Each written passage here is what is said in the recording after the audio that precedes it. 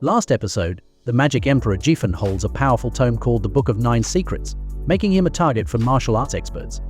His disciple Jing alerts him to an attack by the Seven Emperors, but Jifan remains confident. As the battle intensifies, Jifan faces betrayal by his own disciple, Xiao Jing, who reveals he leaked information about the book. Wounded and betrayed, Jifan decides to destroy the book and himself to prevent others from claiming its power. Meanwhile, in another plotline, Jian faces a bounty on his head, uncovers a powerful jade, and clashes with enemies from the Kai family, all while the looming influence of the Seven Empire family shapes the fate of those around him. Now that they live in the city, if they were to encounter any of the Seven Empire families, they should quickly avoid them, even if it means avoiding a dog from one of those families. Uncle Pang listens attentively and realizes that Miss Luo is always all-woes, even when facing the Kai family, who are considered the #1 family in the city of Spacity of Frank, so he never expected her to be affected. This. Miss Luo continues, stating that regardless of the Luo family or the Kai family, no matter how strong they may be, they are just secular families. However, in the Tenyu Empire during its early foundation, there were 7 ministers who received special consent from the imperial family and became known as the Seven Empire families. They possess authority and power surpassing that of other families. Going against them is akin to going against the empire itself. Miss Luo concludes her explanation, and Uncle Pang comments that there is no comparison to the power of the empire family in the land. Miss Luo affirms that the 7 empire families are untouchable, and everyone is aware of it. Fan then asks about the Sun family's inclusion in the 7 empire families. This surprises Miss Luo, and she questions why he is asking. Uncle Pang adds that if that woman were indeed a member of one of the 7 empire families, Miss Luo would have stopped him from hitting her. Miss Luo feels embarrassed, and Fan confirms that he heard the woman shouting about making them feel the strength of the 7 empire families. Miss Luo and Uncle Pang are shocked to realize that they have actually offended a Mixtioblio, one of the 7 families. Miss Luo holds Fan's hand and asks him to accompany her to apologize to Miss Sun. However, Fan releases his hand and tells her it's useless. If they go, they will die. Miss Luo becomes worried, and Uncle Pang asks Fan for his thoughts on what they should do. Yi happily looks at Fan, calling him his brother. Fan asks him why he calls him brother instead of a slave dog. Yi respectfully explains that it's a term of honor, because Fan saved them. Yi expresses his desire for Fan to become his brother-in-law and save them once again. This angers Luo and Uncle Pang, and Luo tells Yi to be quiet. Fan asks Luo if there is anyone from the 7 empire families. She reveals that the Qianlong Pavilion is one of them, known for its vast treasures and great strength. Fan places his hand on Yunhai's face and tells them to return. He explains that they will visit the Qianlong Pavilion tomorrow. Luo questions why they should go there, and Fan responds that it's to form an alliance. She asks for clarification while guards stand nearby holding swords. One of the guards notices someone approaching, and they all turn to see Fan, Luo, and Pang. Fan thinks to himself that it's impressive, just as he expected. Even the guards are strong. One of the guards orders them to stop and questions their purpose in coming to the Qianlong Pavilion. Fan asks them to inform Miss Xinwang about their presence, and that they wish to meet her. The guards find it amusing that Fan speaks to them without looking into their eyes, and they laugh, stating they have never heard of the Luo family. They demand that they leave the premises. Luo appears fearful, but Fan insists that the guards speak with their master, as they don't have the right to make decisions. This angers the guards further. Fan criticizes the Qianlong Pavilion for treating their guests in such a disappointing manner. Suddenly, a young and beautiful lady emerges and instructs the guards to stop. The guards immediately kneel before her and inform her that these guests are causing trouble. Tang and Luo are shocked to see her. The young lady advises the guards not to be rude to their guests. She turns to Pang and remarks that they meet again. Fan realizes that this is a great opportunity, as he didn't expect Miss Long Nui to be from the Qianlong Pavilion. Miss Long Nui introduces herself and explains that she has some tasks to attend to. She asks how she can assist them. Fan introduces himself as a butler of the Luo family and presents the idea that he accompanied this young lady to sell something, mentioning that he heard the Qianlong Pavilion is known as the #1 treasure house in the Tenyu Empire. Miss Long Nui expresses interest in seeing the item. The guards speculate that Fan might be the young lady's boyfriend or close friend, or perhaps it's just a coincidence. They plan to teach him a lesson, especially given his luck in having a handsome face. They laugh among themselves. They all sit down, and Fan thinks to himself that the young lady may not be cunning, but she is clever. He believes the crucial thing is to tempt her into deciding on a business negotiation strategy. He also realizes that although this young girl is an elite, she is nothing compared to him. Fan presents a piece of paper in front of her, intriguing the young lady. Pang and Luo whisper to each other, wondering what Fan wrote on the paper and why the young lady is taking it so seriously. The young lady stands up and asks Fan for his price. Fan suggests that she makes a good offer. the young lady proposes 100,000 spiritual stones. This surprises everyone. Fan says that she is not offering a good price and decides not to sell it. Fan realizes that Miss Long is not sincere in her business dealings. He asks her to stop the negotiations, stating that he only provided her with a sketch of a first-level formation array, which should be worth around 10,000 spiritual stones. He accuses her of lying and quickly demands that she return the sketch to him.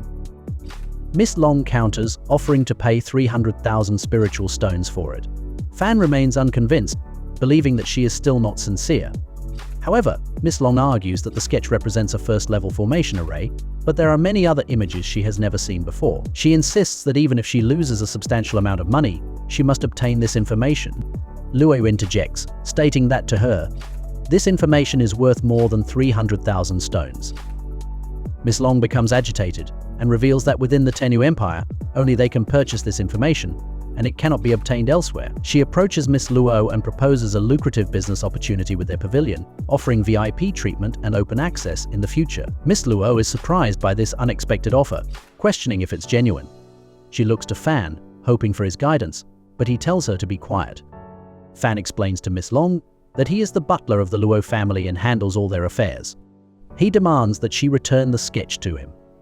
Miss Long insists that her offer is fair, considering the reputation and prestige of the Qianlong Pavilion, and that 300,000 spiritual stones is a reasonable price. Fan retorts that Miss Long has been playing games with them and doesn't truly want the sketch. He inquires about meeting the master of the Qianlong Pavilion, to which Miss Long becomes helpless and asks them to wait in the room. Luo expresses concern over their actions potentially offending the Qianlong Pavilion. An old man dressed in golden robes enters the room, introducing himself as Shenlong Luo, the master of the Qianlong Pavilion in the city.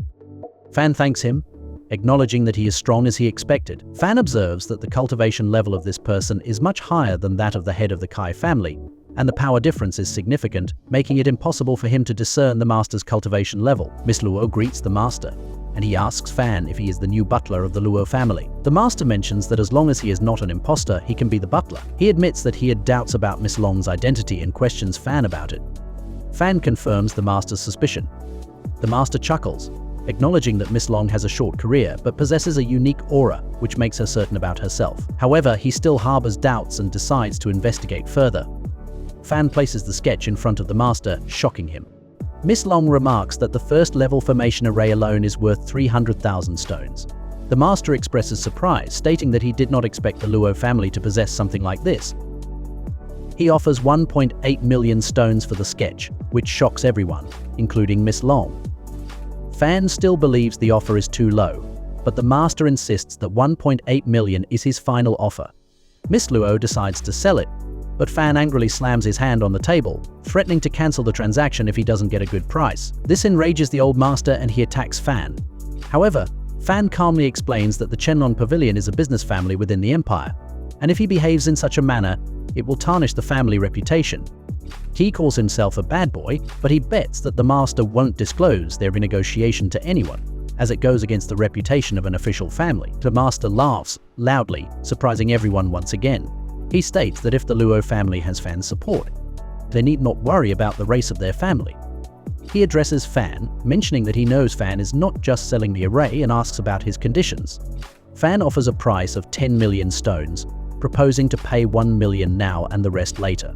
He hands over the sketch to the master, who assures Fan that he will assist him as much as possible. The master orders Miss Long to pay Fan 1 million stones. Miss Long questions why the first-level formation array is valued at 10 million stones, and why she has never seen such a formation before. The master asks her to carefully examine the sketches, as he is afraid they might be the only array in the Tenyu Empire. Miss Long is shocked to realize that it is an ancient array formation. The master reveals that the methods of formation cultivation and what can be gleaned from books are valuable treasures.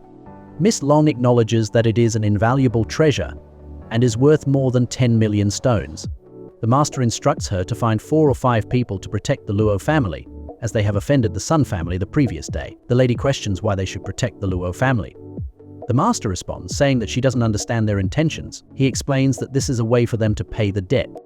Shan smiles. Shan stands in his room, lost in deep thought. He hears the sound of someone approaching and Pang enters the room. Pang expresses concern, wondering why Shan is so calm.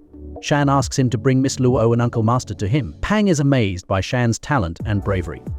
Outside the Luo house, a group of people is gathered, led by Sun Lady. The doors open, and Miss Luo, Pang, and the young master step outside to see what the problem is. Sun Lady says they don't need to know the reason and reminds Fan of what he did to her and the Kai family yesterday. She warns them that today they will destroy the Luo family. Miss Luo looks at Shan, realizing that as long as he remains calm, everything will be okay. Luo addresses Sun Lady, stating that her family has lived in Linen for 400 years, and it's not easy to destroy them. Sun Lady counters, saying that the Sun family has only been in Feng City for a few decades and warns Luo to choose her words carefully. Sun Lady holds a magical light in her hands and prepares to attack. She charges towards them, but Uncle Pang steps in front of Miss Luo to protect her. Someone else intervenes, stopping Sun Lady. It is her cousin, who apologizes to Miss Luo and asks for forgiveness on behalf of his cousin. He explains that they are only here for the butler of the Luo family and seek justice for her cousin. He promises not to hurt anyone as long as she hands over the butler. Sun Lady interrupts, reminding him that this is not their deal and they should destroy them all. Her cousin tells her to be quiet and realizes the opportunity to create a better future for themselves. Miss Luo responds, stating that going after Shan means going after their entire family, as he is the pillar of their family and of great importance. The cousin advises Miss Luo not to engage in a fight, as he knows Shan's true identity and Sun Lady would not dare to fight him. He introduces himself as Zisha, a disciple of the Ying family. Sun Lady mocks Miss Luo, seeing her fear. The Sun family's connection to one of the 7 Empire families explains why even the head of the Kai family shows respect to Miss Luo. Sun Lady pushes Fan, but he steps forward and introduces himself. He challenges them, asking how they want to finish the fight. Zisha responds according to Sun Lady's wishes, saying that if he were to lose to someone like Shan, it would bring shame to Yuming Valley. Zisha moves forward and strikes Shan in the air, causing him to get injured. Zisha comments that Shan could have dodged the attack, but the chi pressure is 6 times heavier, and Shan is a devil monk. Miss Luo worries about Shan, while Zisha finds the situation interesting. Zisha senses that Shan is not afraid but rather enjoying the fight. He wonders who Fan really is. Fan runs towards Zisha, surprising him with his speed. Zisha tries to stop him, and they engage in a fierce battle of powers and lights. Zisha pushes Shan backward. Sun Lady advises Zisha to be careful, as even Uncle Kai was hurt by Fan. She notices blood on her hand and realizes she didn't expect to encounter someone who could harm her here. She wishes she had known earlier. Zisha believes Shan to be a demon cultivator, someone who seeks power by any means and disregards rules and discipline. He prepares to finish the fight quickly. Luo wonders what is happening as Zisha flies in the air and moves towards Chan. Shan is shocked by Zisha's speed. Zisha tries to strike him, but Shan counters with his blood shadow palm technique. Zisha is surprised by Shan's ability to use martial arts skills despite his chi flow being sealed. Shan strikes him, and Zisha is sent flying through the air.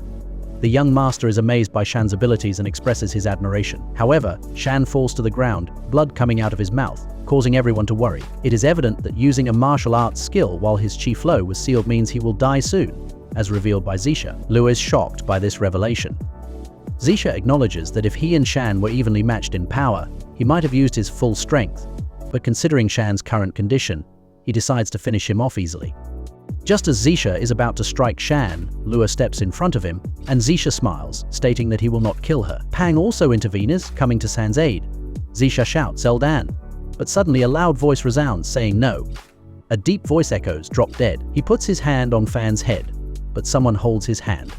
A man with long hair steps forward, introducing himself as Long Jia. Sun Lady is shocked to see a member of Chenlong Pavilion. Long Jia says, "You can't cause trouble everywhere. Isn't it enough?" At the beginning, he thought that Guy was the most dangerous person he ever met. Uncle Gio reveals in Jan's room, he asks Lu and Pang to leave.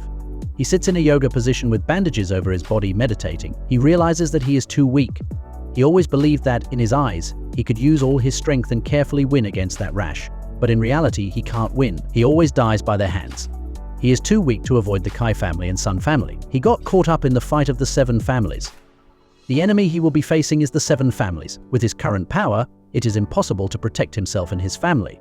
He has to become stronger. He will become stronger in a short time. He puts his hand in front of him, and a red light emits from it as he focuses on his meditation. Shoting is standing there, blood coming out of his mouth. He falls down and blood moves straight into the air. He will not kill him yet. A red baby shadow flies in the air and declares that he wants them to see the Kai family being destroyed. He is flying in the air. A guard is walking and thinking about what is happening and where the patrols are. It's time to change shifts. He stops as he hears a noise and asks who is there. He walks further, realizing that it is the residents of the Kai family and wonders who would dare to come here. He feels something again and stops. The bloody baby in the air thinks that this is the 50th person. Sean realizes that his bloody baby and his great perception are a great combination, capable of killing a practitioner in an instant. He knows his wounds are not yet healed, and he needs blood to heal his chi. He sees a master devil cultivator, and the bloody baby sees a master among them. He wonders why everyone has gathered here and finds it more interesting.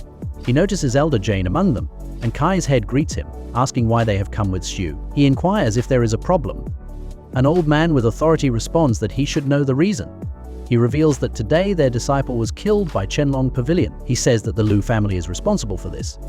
The old man questions how they dare to do such a thing. One of them mentions that Yuming Valley and Qianlong Pavilion have been hostile towards each other, but no party has dared to start a conflict and break the balance among the 7 families of the empire. This time, Qianlong Pavilion killed their disciple with the permission of the Luo family.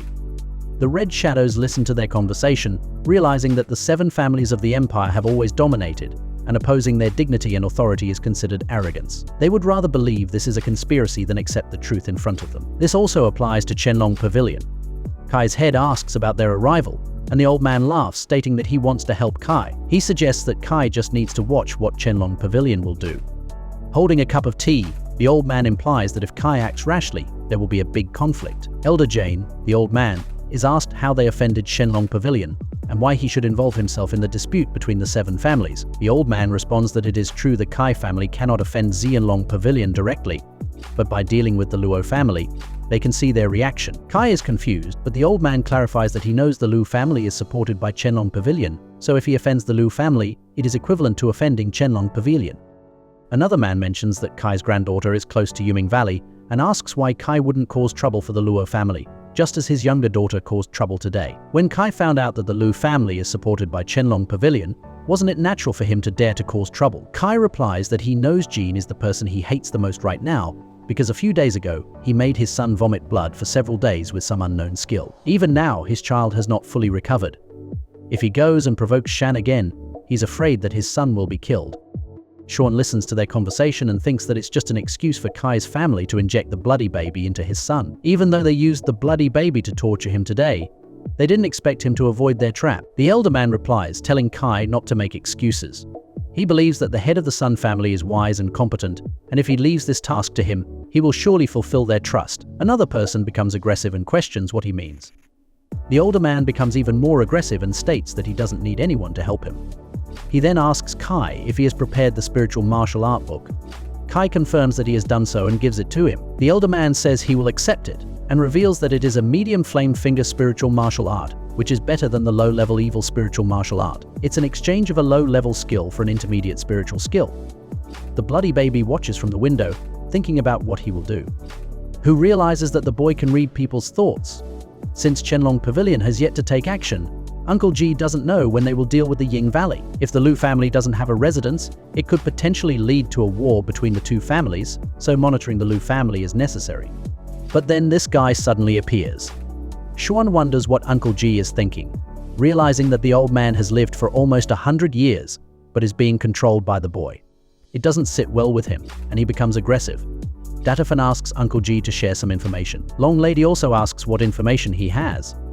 Svan reveals that he knows the influence of the Qianlong Pavilion extends throughout the plane of the empire. He explains the information he has, and everyone listens attentively. Uncle G wants to hear it first. Xuan reveals that the Ying Valley will soon attack them. This statement causes the old master to shout angrily. Long Ji adds that they cannot be certain and need to keep an eye on their actions. Long Lady believes Xuan is trying to fool them and asks for evidence. Unfortunately, Svan doesn't have any evidence. He only knows the appearance of the old person who is called Elder Jane by Kai Rong and the others. This revelation shocks the master, and he becomes furious. He shouts loudly, and Svan senses his strong killing intent. Xuan asks the master if he has any relationship with Elder Jane.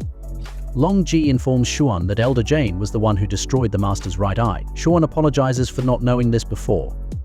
The master says that because Xuan has provided a description of the old man, he will trust him. He also informs Xuan that there is a residence located 100 meters away that they can occupy. Both Pang and Xuan express their gratitude and prepare to leave. The master asks where Zafan saw that old man, and Svan replies that he saw him at the Kai family. However, he's not entirely sure if it was indeed the Kai family.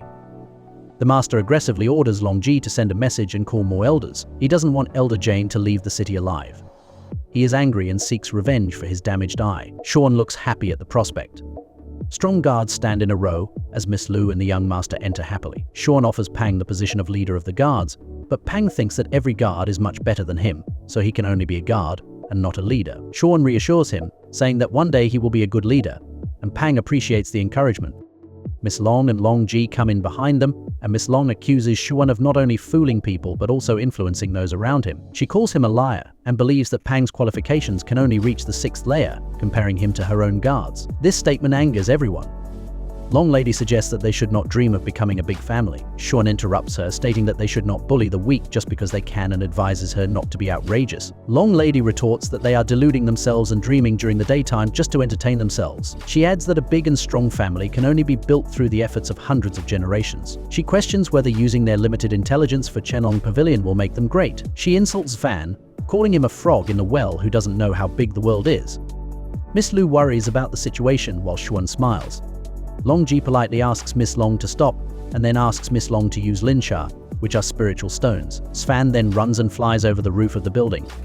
Lady Young shouts at him, asking if he has no manners and telling him to come down. Svan states that he is forming a level 3 defensive formation called the Panglong Formation, a formation that can only be created by Uncle Ji. Xuan descends from the air with full power, creating magic in his hands and illuminating the floor. Miss Long is surprised by his actions, and Svan holds his hand out in front of him, performing a magic spell. This shocks everyone.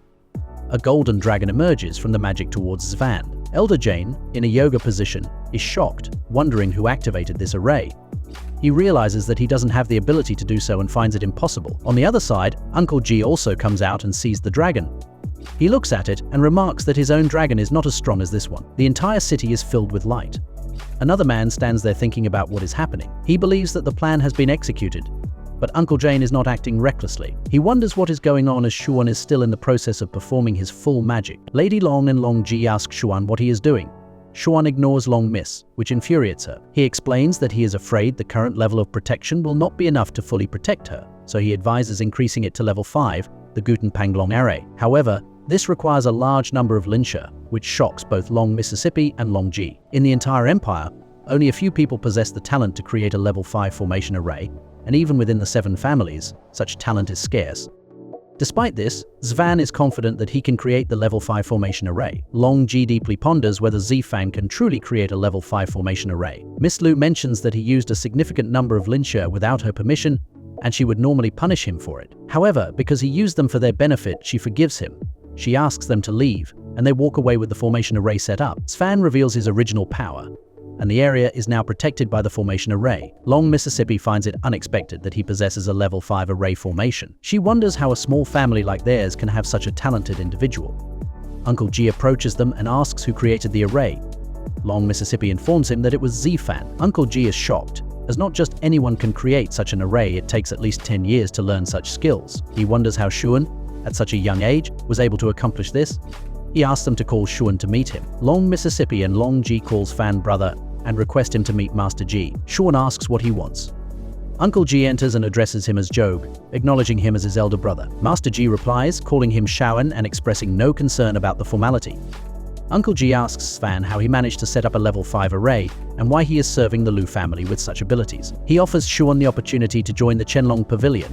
Xuan asks how he can do so. Uncle Ji offers Xuan a position in the Chenlong Pavilion, promising him better treatment and the opportunity to become a great elder. Xuan is interested, but Long Lady shouts her disapproval, thinking he is too young and inexperienced for such a high position. Xuan had anticipated this reaction when he started his conflict with the Sun family in Ying Valley. He believes that with his talent for setting up level 5 formations, anyone would want him. Even the Emperor would treat him respectfully.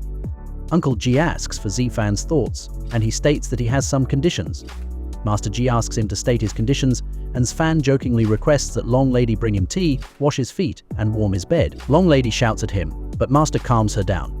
Xuan clarifies that he only wants to bring Miss Lu and Pang back to the Lu family, and he shocks everyone with his conditions. Master Ji promises that Lu's family will be safe during Xuan's stay at the Chenlong Pavilion. He also assures Xuan that he will become an elder in the pavilion, and take him to the family headquarters in 3 days. Xuan asks them to wait and clarifies that he never promised to become an elder in the Chenlong Pavilion. Master Ji shouts in rejection, thinking that Zan is playing with him. Xuan explains that he would have agreed if the offer had come half an hour earlier, but he points to Long Lady's previous words as his reason for changing his decision. He stands up and boldly proclaims that he will make the Lu family as prominent as the 7 families within the next 10 years. After finishing his tea, he leaves. Master Ji asks Long Ji what he said to Zvan, and he replies that he told Zvan that his aspirations were unrealistic. However, Master Ji believes that with Xuan's level 5 array mastery, the Lu family will surpass the other families and suggests inviting him as a great. Elder Zan walks away, realizing that it was a great opportunity to protect the Lu family. But feeling triggered by Long Mississippi's words, he becomes furious and decides that if he can't dream, he will rely on heaven. He plans to use the demon technique to challenge his fate against the heavens. Determined to help the Lu family not only break free from the magic heart, but also cultivate their potential, he firmly believes that nothing is impossible for Zifan. The Magic Emperor Duan finds Miss Luo and Pang in the house, and they ask about Master Jio's intentions. He informs them that the master wants him to join Qianlong Pavilion. Miss Luo congratulates him on the opportunity for a better future, but Duan shocks them by revealing that he has rejected the offer. Pang and Miss Luo ask for the reason, but Duan simply states that he has no reason for his rejection. He tells Miss Luo that he understands his own benefits and doesn't want to interfere with his plans. Miss Luo is shocked by his response. Duan proudly declares that he will make the Lu family a prominent force within the next 10 years. At night, the bloody baby is on another spy mission. It notices that many people are missing, causing fear in Chiron. The bloody baby observes a girl sitting on the roof, an audacious act considering the Qianlong Pavilion security. The girl jumps down, and the bloody baby follows her as she enters a room where others are present. The bloody baby is shocked to see a powerful girl. She asks someone to bring paper and a pencil and starts sketching the Qianlong Pavilion residence. She informs her team that there are guards and martial arts experts present. Her team expresses concern about attacking the pavilion, but she assures them not to worry. She plans for some of her brothers from Yuming Valley to distract the guards while they move quickly. She instructs her team to kill all Lu family members and bring Miss Luo. The bloody baby is shocked upon hearing about Miss Luo's impending danger. The guards ask the girl about her relationship with Xia and the Yuming Valley. They inquire if the people from the Yuming Valley will listen to her, and if they will help after the attack. The bloody baby is shocked by the mention of Xia Sai's name. The guards express concern about their own survival if the Yuming Valley doesn't assist them. The girl warns them about Mr. Lai and reminds them to heal him. She orders them to prepare for the plan without objections, and they obediently comply. Meanwhile, Duan believes it's his turn to take action. The girl enters the room, where another girl cheers her up, mentioning her demeanor as the leader of Black Wind Mountain. The young girl humbly replies that her adoptive father would be even better than her, and that no one dares to offend him. The other girl praises her, stating that her father still believes in her. However, the young girl tells Xia not to please her and says that she will bring H. Lang Jiang to cure her father. H. Long Jiang is a treasure of the Lu family.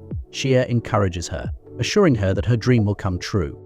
Zifan enters the room through the window and tells them that obligations and filial piety are different things. He questions how H. Long Jiang can cure her father.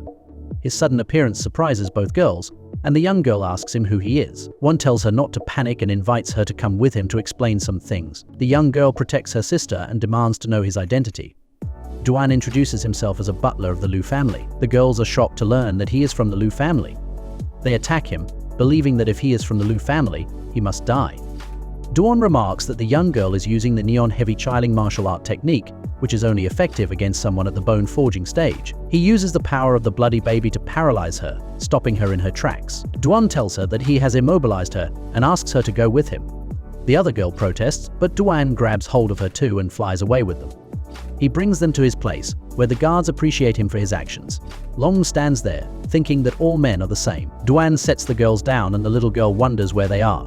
Miss Luo is unable to move, and Xia Niu is worried about her. The young girl grabs a knife and tries to attack Duan, but he holds her hand and assures her that he has no evil intentions. He explains that he only wants to ask her some questions and will let her go afterward. He proposes checking her clothes for anything dangerous hidden there, which angers her.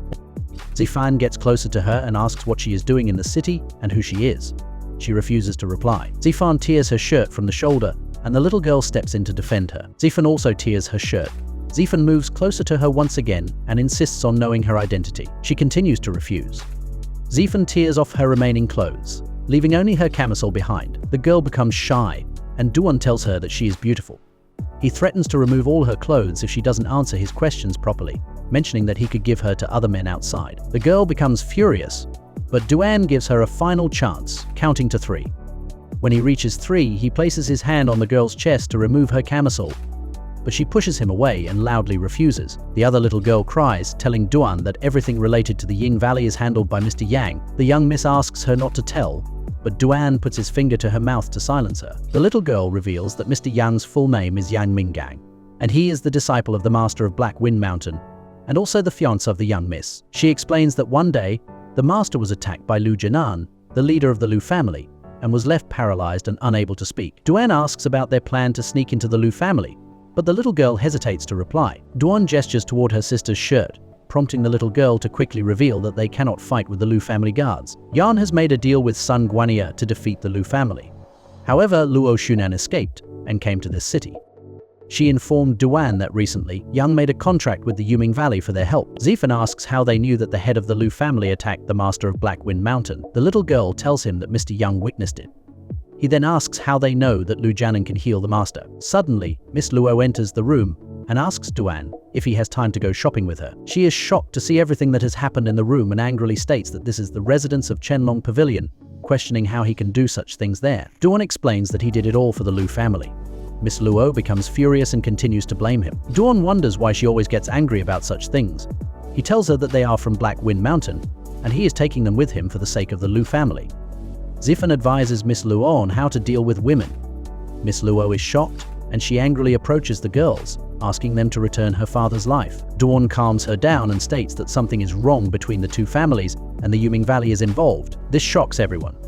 Zifan wonders why they are doing this when both the Lu family and Black Wind Mountain are seen as significant by the 7 families. He asks Miss Luo to bring him to Black Wind Mountain with her to uncover the truth. Miss Luo shouts that it's impossible.